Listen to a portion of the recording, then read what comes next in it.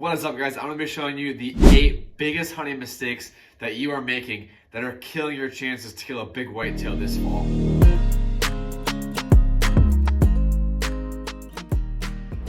All these facts come from the internet, books, and people I know, and these facts will get you bigger deer. They will make sure you don't miss out on a big whitetail this season. So stay tuned, and we'll get into all 8 tips right now. So the first thing that you're doing wrong is you are over-checking your cameras. As deer hunters, cameras are crucial to us to get intel on where the bucks are, what time the bucks are coming in, what deer are on our property, etc. And with checking cameras, we often go in the woods and pull chips and walk in the woods and check the cameras, and this leads to absolute chaos and distraction. Studies show that bucks get used to camera checks, and they can pattern their movement around people checking their cameras. Bucks know when people are in the woods and don't go in the woods when people check their cameras. And the best solution for this is to go to a cell camera. We use Tacticam ourselves. I mean, you can use Moultrie, you can use whatever brand's out there, but cell cameras are the biggest tool right now in hunting. You can check your cameras wherever you are. If you have cell coverage, you don't have to walk in there, you don't have to spook deer, and they can take videos, they can do whatever a normal camera does for you. And honestly, they're just a way better tool. They don't spook deer. They get you up-to-date live footage of when your deer are in there, and they are a game changer in killing big bucks.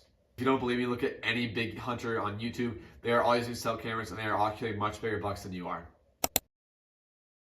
At number 2 is walking in your stand in silence. Disruptive walking will spook game in an instant. You have to be careful when you're walking in your stands, checking your camera, doing things in the woods, because game hear it all the time and we really don't notice it. And when you are in the woods and checking cameras, you can easily bump deer. Seek One did this in their Ohio giant video.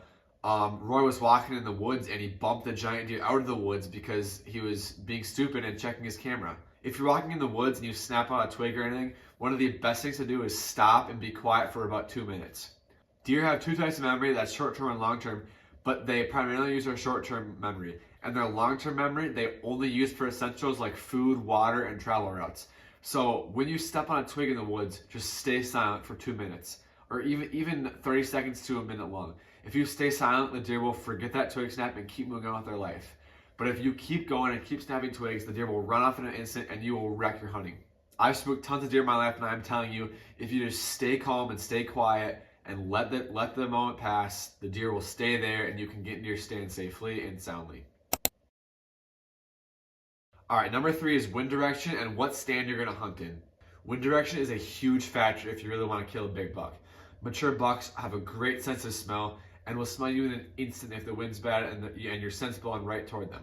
Make sure you're hunting stands that aren't blowing wind into their bedding area, aren't blowing wind right at trails and the places where you think your deer are coming from. Make sure all your clothes are scent free.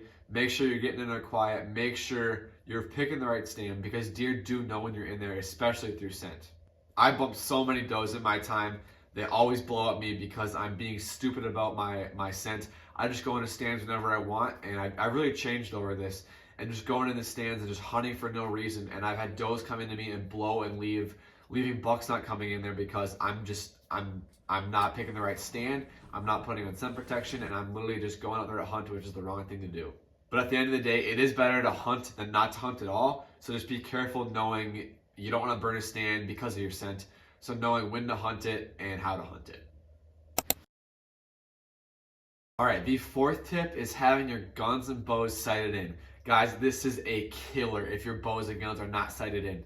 Don't wait until the last minute. You've all summer and most of the fall if you're a gun hunter to get your gun sighted in. And if you're a bow hunter like myself, you have the whole summer to pull your bow back, to make sure it's fit for you, to make sure you're perfectly hitting targets.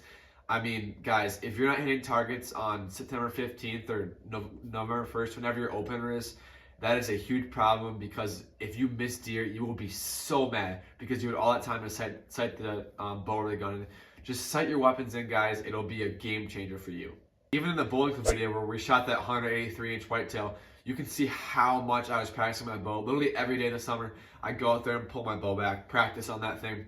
Just if you guys do that, just take 10 minutes out of your day. I guarantee you will kill bucks because of your aim and because of your accuracy. All right, the 5th tip is don't over grunt and don't over rattle. This could be a huge one, especially for me. I think when kids are hunting, or really anyone is hunting, you can often think, if it's the rut, you can grunt and you can rattle, and these deer are gonna come at you.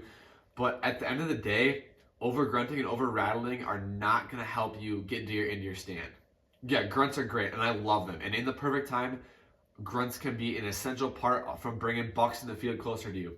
But in my mind, it is not smart to over rattle and not smart to over grunt. In fact, studies have shown when you over grunt, deer become too cautious and won't just come into your stand that day, but won't come into your stand for weeks and weeks to come because they think of that weird sound of just a repetitive grunt, and deer will not come into your stand. They will get away from there because they think it's human activity. And heck, the biggest buck I've shot right here, I grunted him in, and grunting is awesome. And I think in the right place, in the right time, is very beneficial. But at the end of the day, if you are just doing it too much, get the heck out of there. Just sit and let the deer come to you. Coming in at number 6, we have bumping wounded deer. This is a big one, especially for me. One of the first deers I ever hunted, maybe when I was 12 or 13, I shot at a doe and I hit it, and me and my dad thought we killed it right away. We thought everything was good, and we went out there and we bumped it very early. And I have a vivid memory of me and my dad out in the woods trailing this doe, and it got out of his bed with guts hanging all out of her side. She was not dead. She had guts hanging all out of her, and she kept running, and we kept bumping her. One of the biggest lessons I've learned in my 5 years of hunting is just wait. There's lots of time. There's nothing to rush for. Just let the deer die. Coyotes and wolves probably won't find it until the next day or the night, and just let the deer go. Just let him, if you're shooting a doe or shooting a buck, whatever, just let it sit for a while, and then once you feel comfortable enough to go out and retrieve it, then go and be cautious in your blood trail. A tip I can give you is if there's lots of dark red blood, it's probably a heart shot and you can chase after it pretty quickly.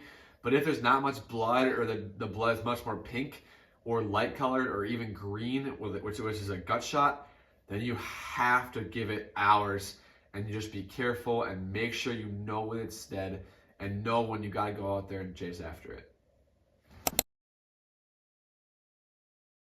All right, coming in at number 7, this is my favorite tip, and I think this is the most important one, is not hunting the rut as much as you physically possibly can. Now, I know I said earlier you gotta be cautious with your wind directions, you gotta be cautious with walking in, but during the rut, literally hunt every hour you can. I mean, the rut is the best time to kill a buck of all 365 days in the year. I mean, there's probably a 5 to 9 day period where the rut is peak, and this time be in your stand as much as you can. One time in early November, I literally snuck out after school for 35 minutes. It was pouring rain. I told my mom to drop me off in her Honda Pilot at the stand. I went in there for 35 minutes after a rough day of school, just with my gun, walked in there. At the end of light, I grunted a buck in, and I killed it. It really does not matter how much time you have. It just matters that you put time in as much as you can. I had no idea I was going to kill a buck that night. I was only hunting for 35 minutes, and I went in there in that short period of time, and I grunted a buck in, and I killed it. I killed it myself, and this is one of the favorite bucks I've ever killed. All that matters is putting in time, and the rewards will come. My dad's killed 5 bucks out of the same stand, and all he does is just put in time, put in work during the rut, and the same exact stand, and he gets it done every year with big bucks. Just put in your time, and the rewards will come. All right, this last tip is interesting to me, and this tip is you should hunt mornings. I was looking at the statistics, and it actually says most people do not hunt the morning hunt. Most people are too lazy, they think it's too early, they think the deer won't move in the morning, and this is all BS. Deer are most active in low light conditions during dusk and dawn. You have to hunt both, and the mornings are a crucial event.